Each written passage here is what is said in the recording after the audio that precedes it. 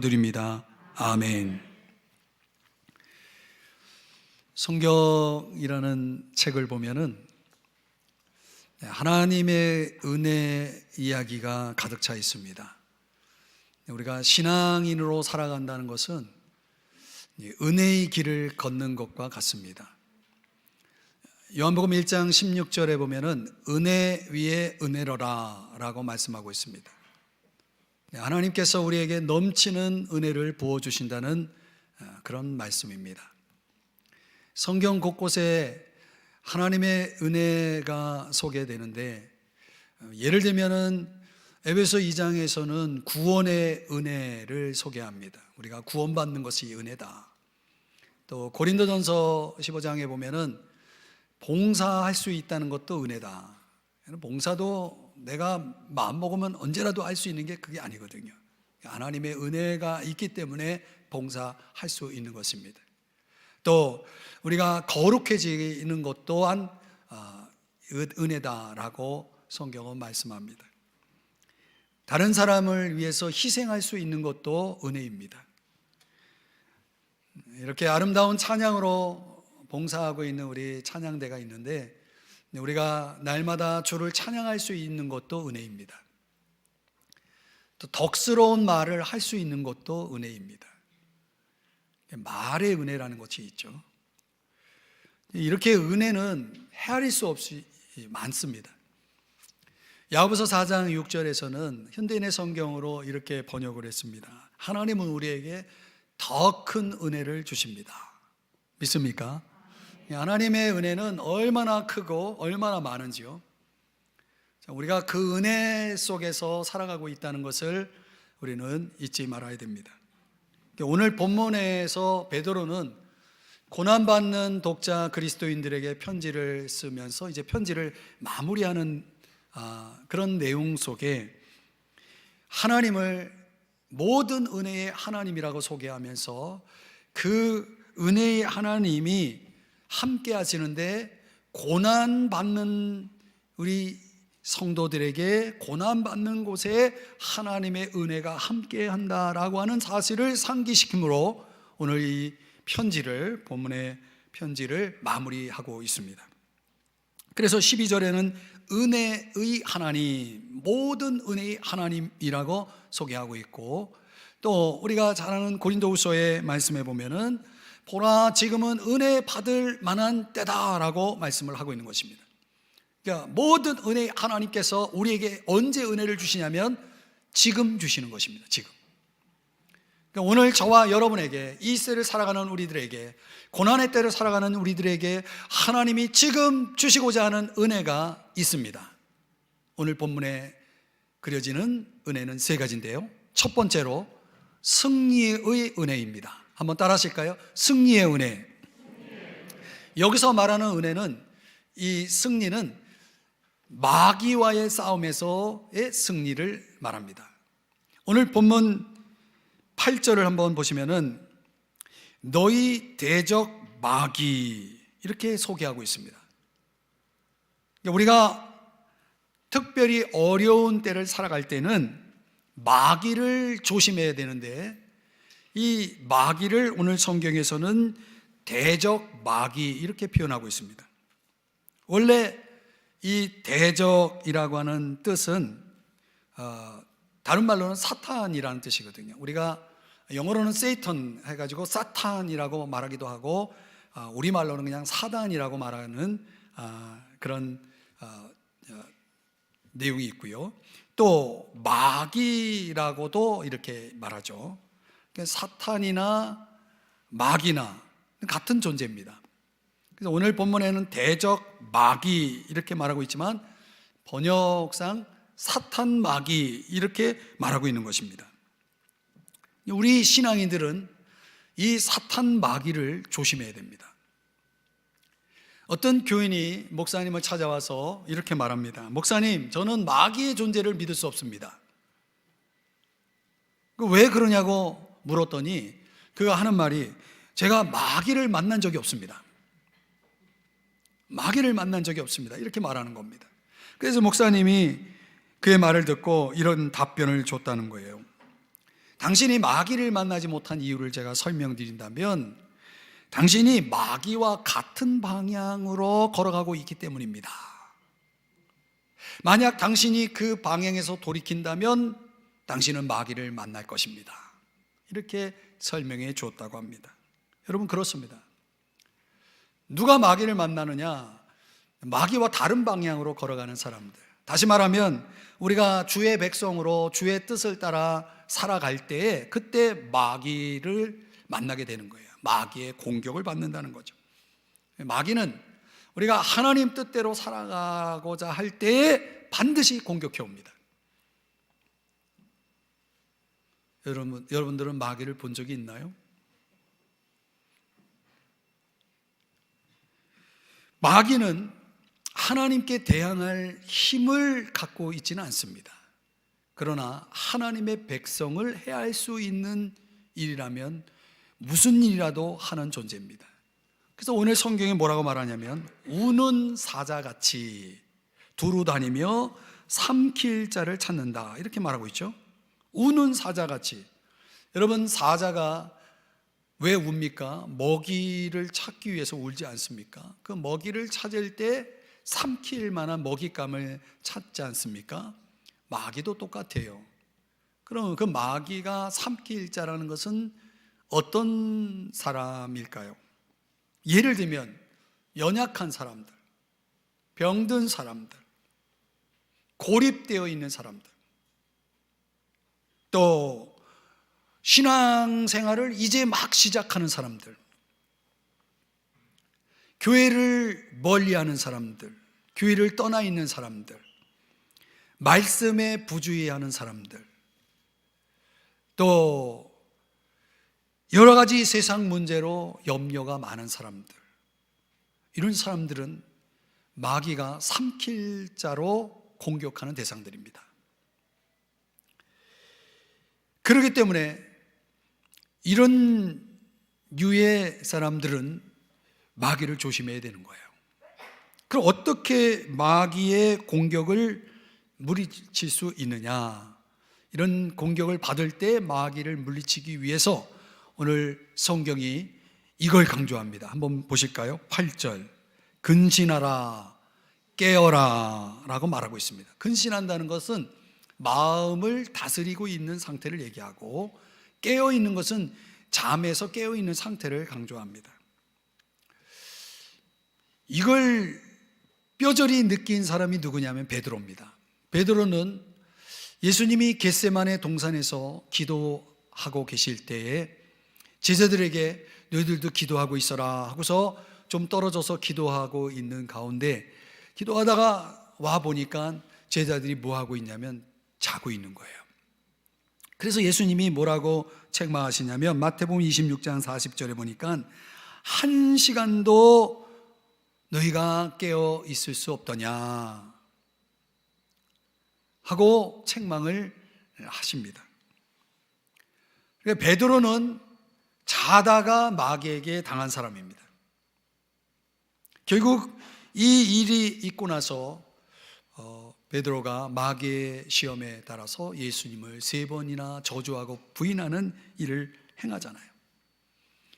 그러니까 이 베드로는 자신의 그 쓰라린 실패의 경험에 근거해서 간절하게 자기 독자들에게 여러분 근신해야 됩니다, 여러분 깨어 있어야 됩니다 라고 강조하고 있는 것입니다. 그 근신하고 깨어 있으면서 뭘 하라고 권면하고 있냐면 대적하라 라고 말하고 있는 것입니다. 대적하라. 대적한다는 것은 적을 향해서 경계근무를 서고 있는 군인의 모습을 가리킵니다. 이 군인은 당연히 무장을 하고 있어야 되겠죠. 그래서 에베소 6장에서는 하나님의 전신갑주를 입는 것에 대해서 말씀하고 있습니다. 군사로서의 어떤 무장을 하고 있는 거죠. 그 무장 가운데 두 가지를 여러분에게 소개하면 17절에서는 하나님의 말씀이라는 무기를 가지고 있어야 된다. 또 18절에서는 기도라고 하는 무기가 있어야 된다라고 말씀합니다. 그러니까 마귀를 대적하기 위해서, 마귀를 물리치기 위해서는 우리에게 반드시 이 두 가지가 전제되어 있어야 되는 거예요. 하나님 말씀이라는 것이 있어야 되고 기도가 있어야 된다. 여러분, 틀림없이 우리의 일상 속에서 우리가 마귀의 공격을 받을 때 그 공격에 의해서 무너지고 마귀에게 당하는 사람들은 어떤 사람들이냐면 하나님 앞에 엎드리지 않은 사람들이에요. 이상하게 기도하지 않으면 마귀가 그렇게 공격해 와요. 물론 우리가 하나님 앞에 엎드릴 때 마귀가 공격하지 않는 것은 아닙니다. 그러나 공격해도 소용이 없습니다. 왜? 우리가 무장되어 있고 무기가 있기 때문에, 그 무기 때문에 마귀가 공격해도 소용이 없는 거예요. 그러니까 우리가 하나님 앞에 엎드리면 우리는 마귀를 대적할 수 있는 겁니다. 또 예수님도 마귀를 대적하기 위해서 말씀을 사용했잖아요. 그러니까 우리도 말씀을 사용해야 되는 거예요. 말씀이 있어야 되는 거죠. 근데 말씀을 가지고 있다는 것은 무슨 뜻이냐면 말씀대로 순종한다는 걸 얘기하거든요. 그러니까 우리가 말씀대로 순종하며 살면 마귀가 공격해도 소용이 없는 거예요. 마귀를 대적할 수 있는 겁니다. 그래서 야고보서 4장에서 뭐라고 말씀하냐면 너희는 하나님께 복종할지어다, 마귀를 대적하라, 그리하면 너희를 피하리라 라고 말씀하고 있는 거죠. 우리가 복종할 때 그는 마귀를 대적하는 것과 같아요. 그리고 마귀는 그 하나님께 순종하는 자에게서 물러나는 것입니다. 여러분, 말씀과 기도를 여러분 꼭 간직하시기를 바랍니다. 두 번째, 마귀를 대적하는 승리의 무기로 오늘 본문 9절에서 뭘 소개하냐면 믿음을 굳건하게 하라라는 말씀을 합니다. 믿음을 굳건하게 하라. 여러분, 우리가 마귀를 대적하려면 우리의 믿음이 굳건해야 됩니다. 우리의 믿음이 약하고 우리의 믿음이 흔들리면 마귀의 공격에 당하고 맙니다. 다윗이 골리앗을 이길 수 있었던 것은 다윗이 대단한 군사로 무장되어 있어서가 아니라 다윗에게 무엇이 있었냐면 하나님에 대한 믿음이 있었거든요. 그러니까 하나님에 대한 믿음이 있으면 다윗에게 골리앗도 상대할 수 있는 거죠. 대적할 수 있는 거죠. 승리할 수 있는 거죠. 그러니까 우리가 믿음으로만 무장이 되어 있으면 그 믿음으로 우리는 마귀를 대적할 수 있는 것입니다.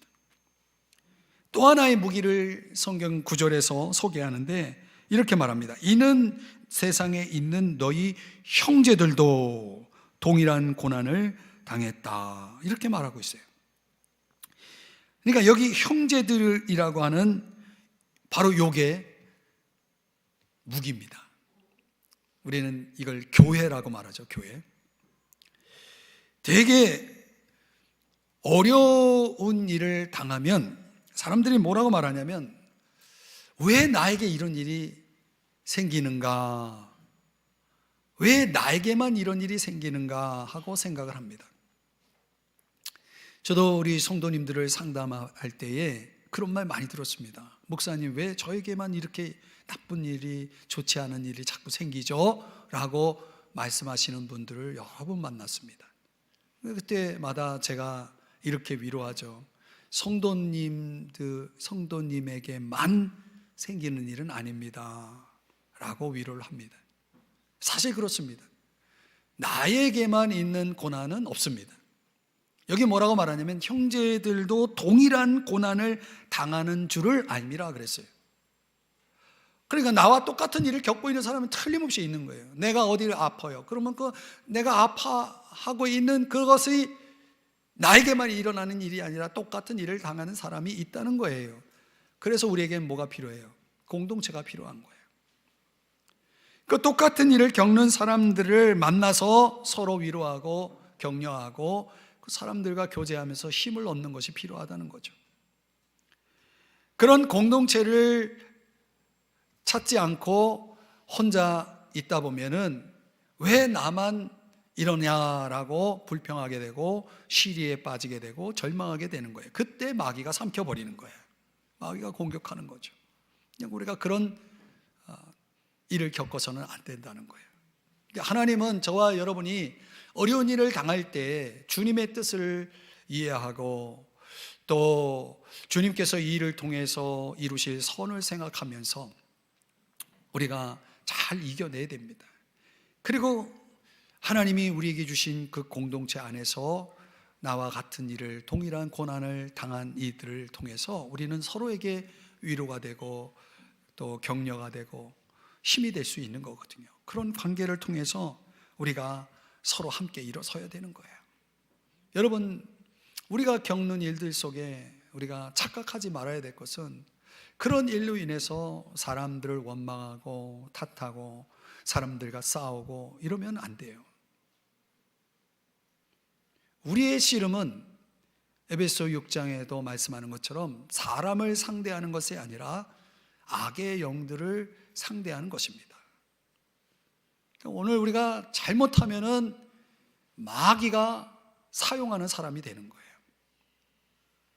그러니까 내가 말하는 거, 내가 행동하는 거, 내가 생각하는 것이 이게 마귀가 좋아하는 것인지 아니면 하나님이 기뻐하실지 이걸 분별하면서 살아야 되는 거예요. 틀림없이 우리가 신앙 안에서 살다 보면 마귀는 틈을 타서 공격해 오거든요. 그러니까 우리가 가지고 있는 이런 여러 가지 상황 속에서 가만히 보면 마귀가 그 틈을 결코 놓치지 않고 공격해 오는 겁니다. 가만히 보면 마귀를 대적하기보다는 마귀에게 패배당하는 일이 더 많은 것 같아요. 여러분, 반항의 영성이라는 것은 교회를 세울 수가 없어요.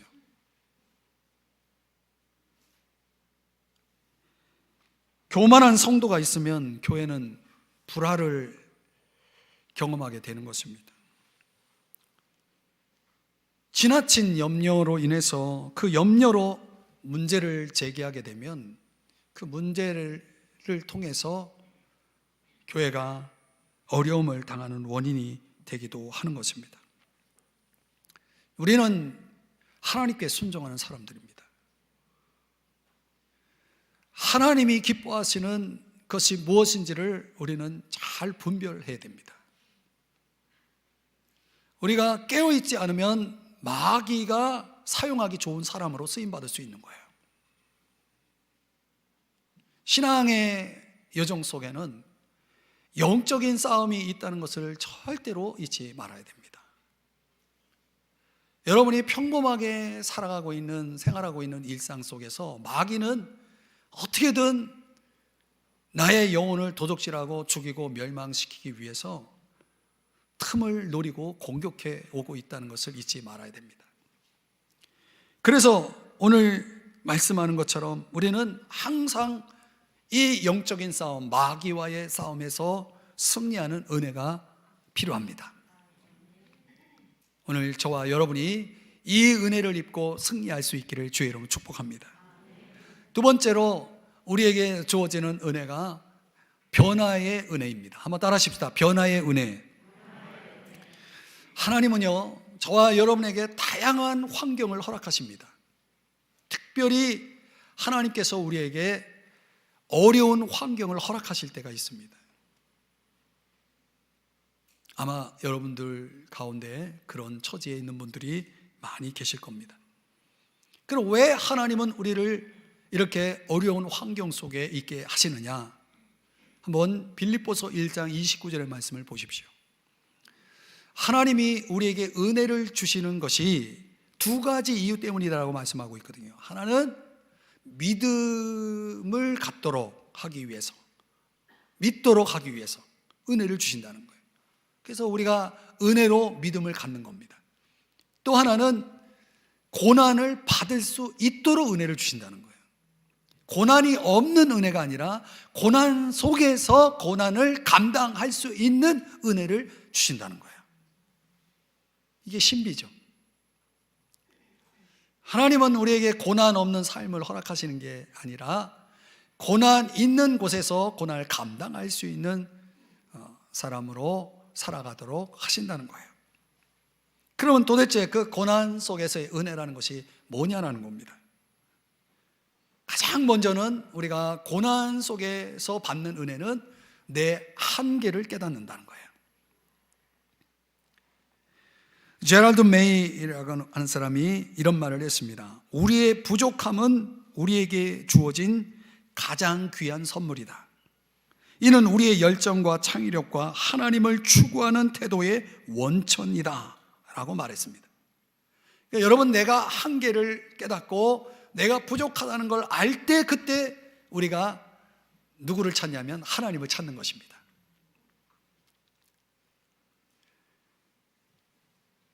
자기의 부족과 한계를 깨닫지 못한 사람이 하나님을 찾을 수가 없습니다. 하나님을 찾는다는 게 뭡니까? 하나님을 의지하는 법을 배우는 겁니다. 하나님 없이는 안 된다는 것을 알기 때문에 하나님을 간절히 찾게 되는 거예요. 하나님은 우리 인생 속에서 하나님을 찾지 않으면 안 되는 환경을 허락하시는 거예요. 그래야 하나님 앞에 나오니까. 꼭 그래야 나오겠습니까? 알아서 나오면 안 됩니까? 근데 알아서는 안 되더라고요, 그게. 시편 34편에 보니까 이런 말씀이 나옵니다. 여호와를 찾는 자는 모든 좋은 것에 부족함이 없으리로다. 여러분, 하나님의 은혜는 필요를 느끼는 사람에게 주어지는 것입니다. 여러분이 오늘 이 자리에 있어도 여러분이 필요를 느끼지 않으면 하나님 은혜는 없는 것입니다. 내가 정말 필요를 느끼고 내가 정말 간절하면 하나님이 꼭 은혜를 주시더라고요. 그래서 하나님을 찾는다라고 할 때 그 찾는 것도 간절한 것이죠. 하나님을 찾는 사람들에게는 부족함이 없는 은혜가 주어진다라고 말씀하고 있는 것입니다. 그럼 우리가 이렇게 하나님을 찾는 자체가 은혜예요. 그런데 어려운 환경 속에서 그 하나님을 찾는 그 은혜만 주시는 게 아니라 하나님을 찾으면서 하나님께서 우리를 이제 변화시키는 은혜를 주시는데, 오늘 본문 10절에 이런 내용이 나옵니다. 10절을 보시면 중간에 너희를 친히 온전하게 하시며 굳건하게 하시며 강하게 하시며 털을 견고하게 하시리라. 여러분, 한마디로 말하면 하나님께서 이 하나님을 찾는 은혜 속에서 나를 뭐 하시는 거냐면 변화시키고 성장시키시는 은혜를 주신다는 거예요. 여러분이 경험해 보셨겠지만 내가 부족하다라는 것을 느낄 때 내가 성장합니다. 아, 내가 이게 부족하다 해가지고 그 부족한 걸 채우기 위해서 우리가 노력하기 때문에 내가 성장하는 거잖아요. 하나님이 보실 때에는 우리는 다 부족한 사람들입니다. 어느 누구도 완전한 사람이 없습니다. 그래서 문제가 많습니다.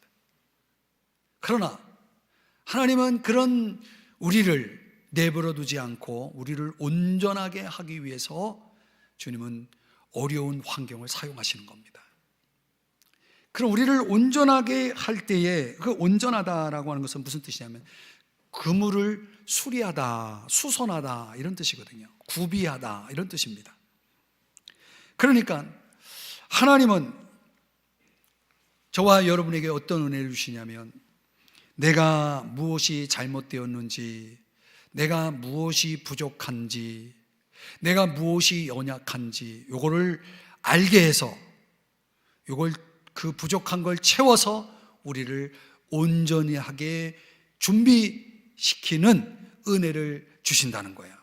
그래서 히브리서 13장 21절에서는 그렇게 할 때, 온전하게 될 때 하나님의 뜻을 행하게 되고 하나님이 기뻐하시는 일을 행할 수 있게 된다라고 하는 말씀을 하는 것입니다. 그러니까 우리가 어떻게 하나님의 뜻을 행하고 하나님이 원하시는 일을 할 수 있느냐, 그건 내가 온전해질 때거든요. 그 온전함이 바로 은혜인 것이죠. 하나님이 나를 온전하게 하기 위해서 이제 은혜를 주심으로 그것이 가능해진다는 거죠. 그럼 나를 온전하게 하기 위해서 하나님이 사용하시는 도구가 두 가지가 있어요. 여러분 잘 들으세요. 하나는 내가 온전해지는 것을 확인할 수 있는 가장 좋은 기준은 말씀이거든요. 말씀이라는 거울을 들여다보면 여러분이 매일 말씀을 이제 묵상하다 보면 그런 걸 많이 느껴요. 이 말씀 앞에, 말씀의 거울 앞에 서면은 내 모습이 보여요. 아, 내가 이게 부족하구나. 내가 이게 약하구나. 내가 이게 잘못됐구나. 이런 걸 깨닫는 거거든요. 깨달으시나요, 여러분? 그 말씀 속에서 내가 나의 부족과 나의 한계를 느끼면서 하나님이 그걸 다루셔서 나를 온전하게 하시는 겁니다. 은혜를 주셔서. 또 하나 하나님이 나를 온전하게 하기 위해서 주시는 선물이 뭐냐면 공동체입니다. 공동체, 교회 공동체. 그런데 이 공동체의 교제 가운데 어떤 교제냐면은 나를 힘들게 하는 사람을 만나게 합니다. 나에게 상처 주는 사람을 만나게 하는 겁니다. 내가 부족한지 아닌지를 알 수 있는 방법은 그런 사람을 만나면 압니다. 그러면 벌써 내가 아직도 나는 부족하구나. 아직도 나에게 한계가 있구나. 그래서 그것 때문에 하나님 앞에 엎드려 회개하고 기도하게 되고 그러는 거거든요. 그러니까 우리는 하나님께서 이런저런 사람들을 내 주변에 두게 하셔서 그들과 만나게 하고 교제하게 하면서 많은 일들을 겪게 합니다. 그래서 하나님이 나의 부족한 부분들을 아킬레스건을 다루셔서 나를 온전하게 구비시켜서 하나님이 진정 원하시는 삶을, 하나님이 진정 원하시는 일을 하게 만들어 가는 겁니다. 여러분, 하나님이 우리에게 어려운 환경을 주셨다면 지금 하나님이 여러분을 온전하게 만들어 가시는 변화의 은혜가 있음을 깨달으시기 바랍니다. 또 하나 본문에 보면은 굳건하게 한다라는 말씀이 나옵니다. 하나님이 우리를 또 어떤 변화를 주시냐면 우리의 마음을 굳건하게 합니다. 데살로니가전서 3장 13절에 보면 마음이 굳건해지는 겁니다. 여러분, 우리 마음이 굳건해지기 위해서 하나님이 우리에게 주신 게 뭐냐면 진리입니다. 진리. 진리라는 것이 우리에게는 일종의 교리라고 말할 수 있는데, 이 기독교 교리에 입각해서 하나님의 진리가 깊이 뿌리를 내린 사람들은 무슨 일이 있어도 흔들리지 않습니다. 마음이 흔들리지 않습니다. 마음이 아주 굳건합니다. 그런데 그 진리 위에 굳건하게 서 있지 않는 마음들은 어떤 어려운 일들 앞에서 많이 흔들립니다. 그리고 많이 넘어집니다. 하나님은 어려운 환경 속에서 지금 우리 마음을 굳건하게 하는, 진리 위에 굳건하게 서게 하는 그런 변화를, 그런 성장의 은혜를 주고 계시다는 거죠. 또 강하게 한다라는 말씀이 나오죠. 이 강하다라고 하는 것은 우리 삶에 어떤 일이 주어져도 그것을 직면할 수 있는 힘이거든요. 이게 사람이 힘들고 어려운 일을 겪으면 저도 예외가 아니지만은 무기력에 빠지거든요. 무기력. 여러분, 사람이 무기력에 빠지면 어떤 상태가 되냐면 아무것도 하기 싫잖아요. 아무것도 하고 싶지 않은 그런 상태가 계속되면은 그 사람에게는 아주 깊은 트라우마가 생기고 정신적으로, 영적으로, 육체적으로 타격을 입게 되죠. 그러니까 하나님은 우리가 어떤 어려운 환경을 거치게 하면서 우리를 그럼에도 불구하고 무엇을 할 수 있는 힘을, 그걸 성경엔 강함이라고 표현하고 있는데, 이 강함을 주기 위해서 우리를 지금 새롭게 빚으시고 있다는 거죠.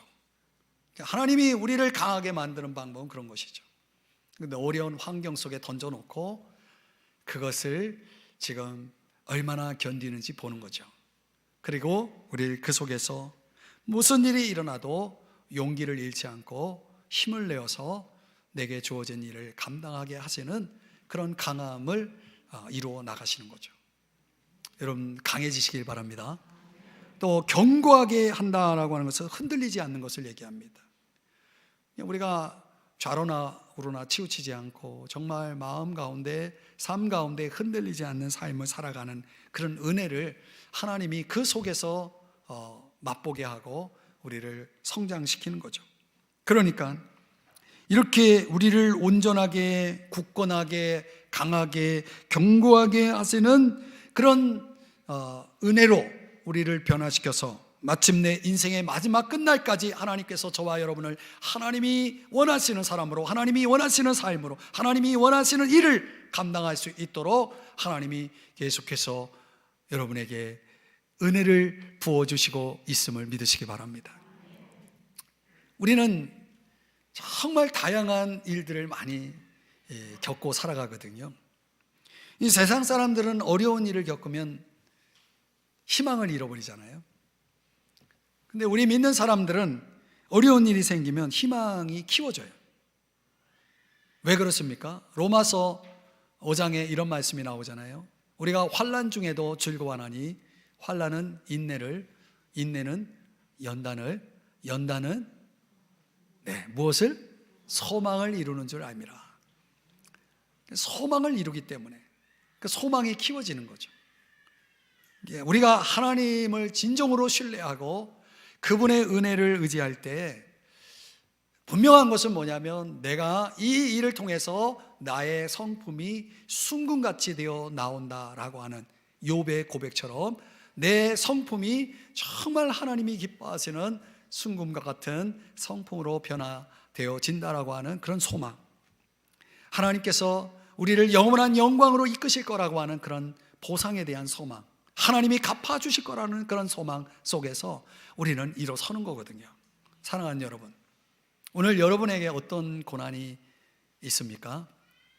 그 고난 속에서 하나님이 여러분을 다시 온전하게 또 굳건하게 강하게 견고하게 여러분들을 새롭게 빚어가고 계시는 은혜가 있다는 사실을 기억하십시오. 그 은혜 안에서 우리 모두가 함께 성장하고 변화되기를 주의 이름으로 축복합니다.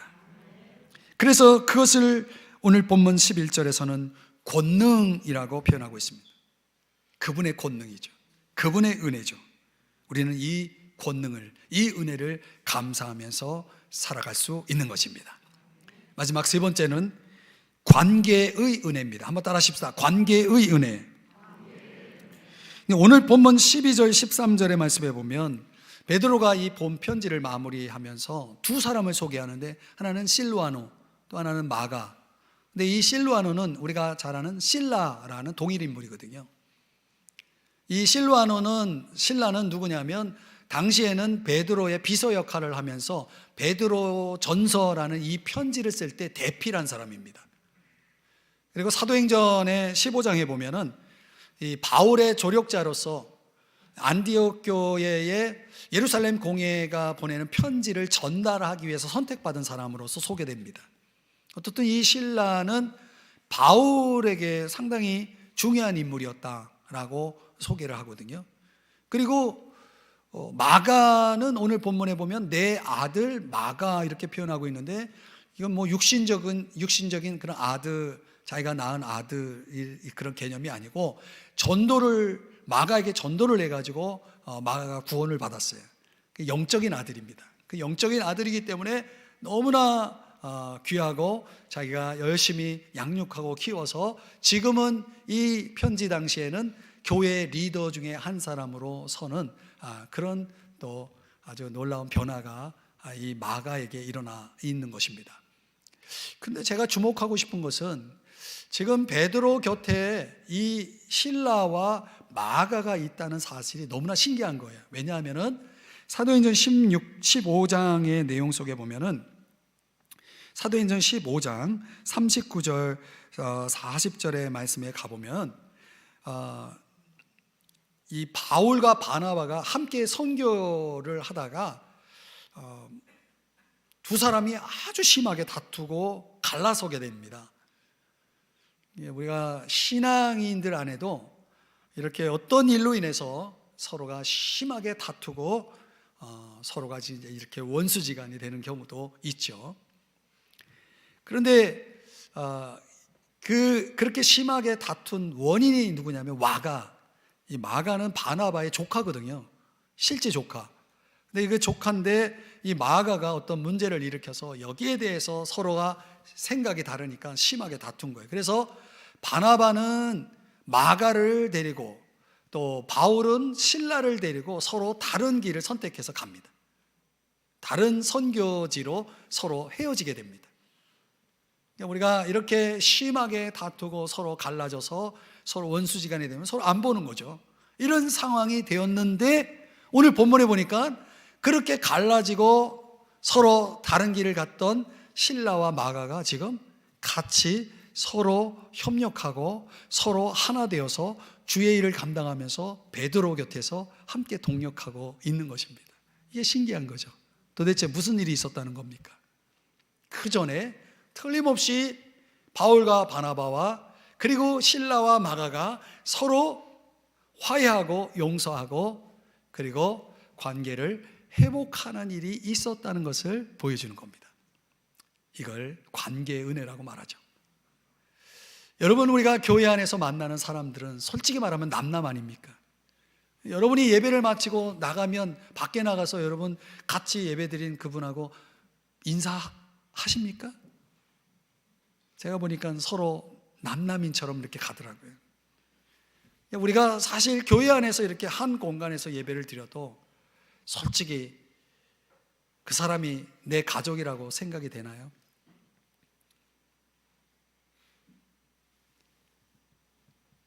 그래서요, 교회라는 것은 은혜 없이는 교회가 될 수가 없는 것입니다.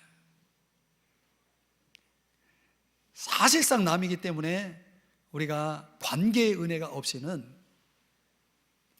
서로 모르는 상대가 되는 거고 심지어 원수도 되는 것입니다. 그래서 오늘 본문 12절에서 하나님의 참된 은혜를 이야기하는 것입니다. 우리는 이 은혜가 없이는 관계 속에서 진정 하나 될 수 없고 함께 하나님의 일들을 감당해 나갈 수가 없는 것입니다. 그래서 베드로는 그의 마지막 인사 속에서 이 관계의 우리 은혜를 보여주는 두 가지 모습을 이렇게 소개합니다. 14절. 하나는 사랑의 입맞춤, 다른 하나는 평강이 있을지어다. 여러분, 사랑의 입맞춤이라는 것은 일종의 문안 인사인데요, 우리가 교회 안에서 서로 만나서 친절한 미소를 보이며 따뜻한 손을 내밀 수 있는 것은 일종의 사랑의 입맞춤이라고 할 수 있습니다. 이런 환대는 내가 겸손함을 연습하는 행위이기도 하고 나의 관대함을 연습하는 행위이기도 한 거죠. 우리가 사실 사람을 보고 눈을 쳐다보고 미소를 짓고 손을 내밀 수 있는 게요, 그게 은혜 없이는 안 됩니다.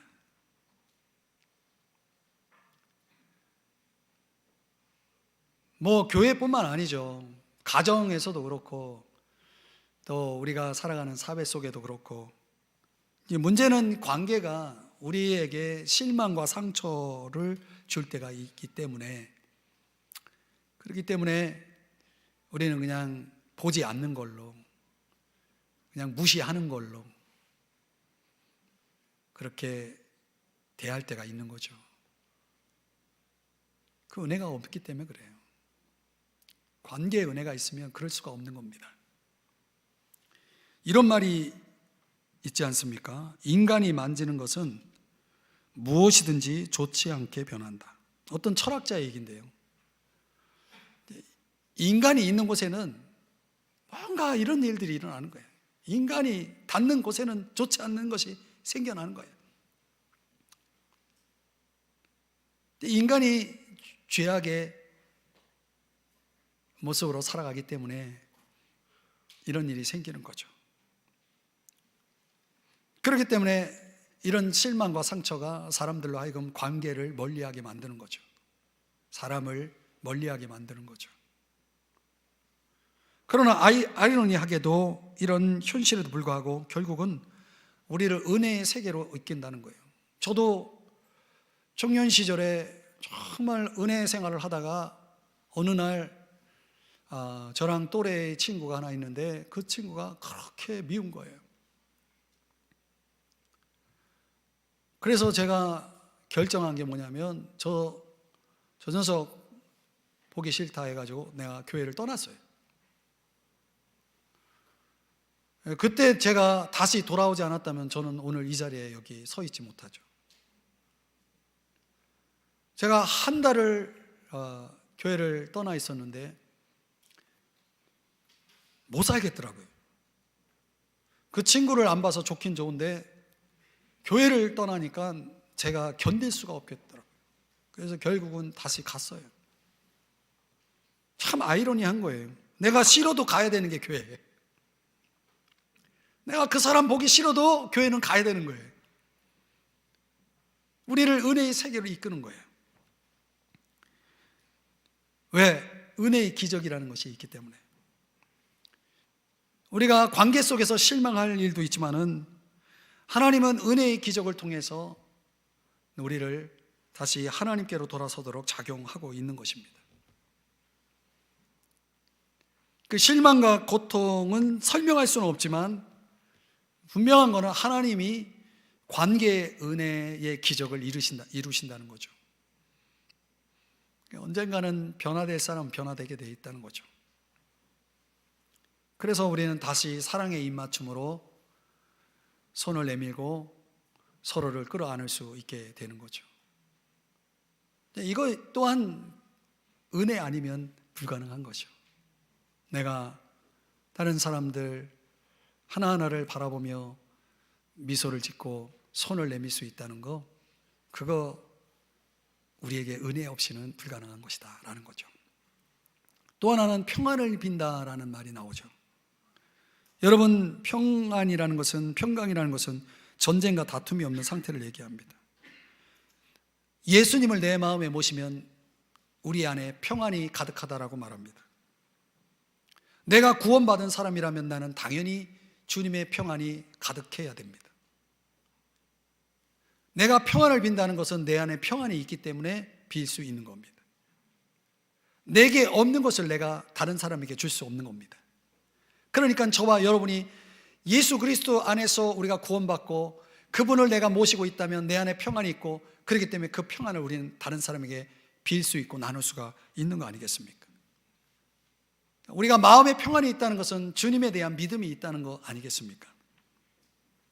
내 마음에 평안이 있으면 다른 사람들과도 평안할 수밖에 없는 것입니다. 평안이 있는 사람이 있는 가정, 평안이 있는 사람이 있는 교회, 평안이 있는 사람이 있는 그런 직장, 이런 곳에는 평안이 있는 것입니다. 데살로니가전서 5장 13절에 보면 사랑 안에서 가장 귀히 여기며 너희끼리 화목하라, 이렇게 말씀하고 있어요. 이 교회 안에 이게 있어야 평화가 있고 하나가 되는 것입니다. 교회가 불화하면 개인도 하는 일도 평화가 없는 것입니다.